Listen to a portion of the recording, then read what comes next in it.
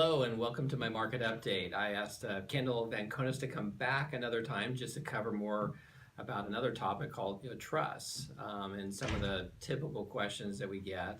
And just to start off with, Kendall, what's the basic difference between a trust and a will? Because I know some clients have wills, some clients have trusts. So what are going to be the differences between the two? Well, if you're talking about the effect of those two documents Yeah. when someone passes away, the main difference is that if the only document is a will, that's going to lead the family into probate court Okay. in order to get those assets transferred when their family member passes away. All right. A trust has a number of benefits, and one of the primary ones is that will keep the assets out of probate court when the Okay. person passes away. So it's a very valuable probate avoidance technique. So how much could that save the client by avoiding having to go through probate, just in general, in terms of how you see things? It can be a substantial savings. Okay. So if you look at an example of an estate that might be fairly modest, when we look at someone, say in Southern California, that owns a home that's worth, say, $300,000, which might be fairly modest, Yeah. especially in our Yes. area. Very modest in our area. The fees to probate that estate, in other words, to work its way through the probate court from the time of passing to the time that the asset goes to the family, could be around $10,000 or more, depending on the circumstances. Okay. If that same person had simply decided to make a living trust and put that $300,000 asset into the trust, at the time of their passing, the estate would only have to pay maybe a couple of $1,000 Oh, wow. to administer, and maybe around the same to set the trust up. So it could cost 2 or 3 times as much to probate. Wow. Okay. So I realize there's different types of trusts. What are some of the more common trusts that people elect to have?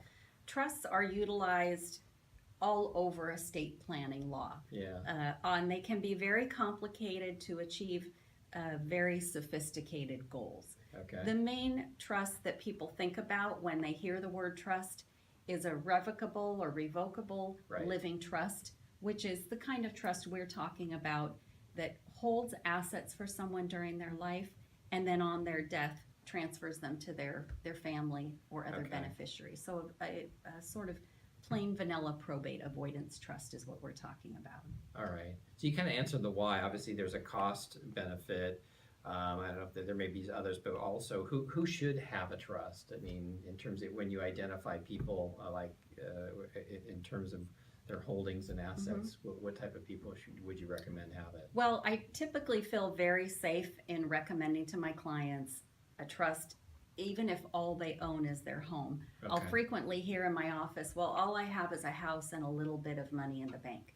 But as we've explained, the cost can be very high to probate, even Yeah. if all you have is a home. Right. So anyone that's interested in saving the time and expense associated with a probate, and it also saves the family a whole lot of agony in Right. dealing with this estate when their loved one is gone. It's much easier and simpler to Okay. handle things from a standpoint of administration of a makes trust sense. as opposed to a probate. That makes sense. So what is the typical cost, range for setting up, this irrevocable living trust? What's the typical cost factor there? The very lawyerly answer for me to give you Yeah. is that it varies. Right. It varies on the size of the estate, of course, the complexity, and there's a geographic element. So someone that has the same trust in Ventura or Oxnard, they could probably pay more to have it done in Orange County. Oh, right.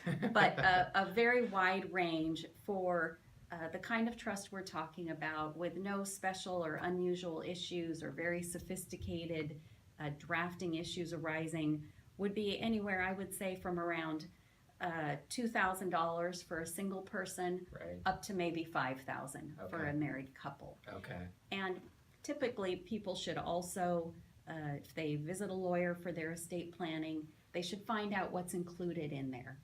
Is Okay. the lawyer gonna help them get their assets into the trust? Will there be extras to prepare, say, deeds or Right. bank documents? That's all built into the cost. Okay.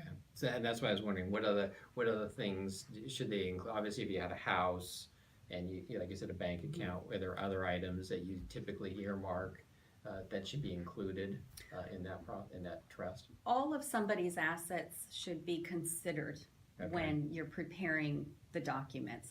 That doesn't necessarily mean every single thing they own should go into the trust. Okay. Certainly any real estate, certainly any investment or bank accounts of significant value. Okay.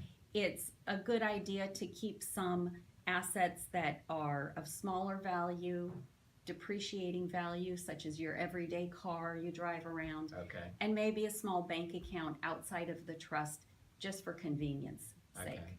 Okay. Well, if someone has more questions about trust, what's the best way to reach you? They're welcome to give our office a call. We're in Oxnard at the Financial Plaza Okay. at 988-9886 or visit our website at atozlaw.com. Excellent. Well, thanks again for joining us for the market update. If you have more questions about buying or selling, give me a call, 805-339-3516. Thanks.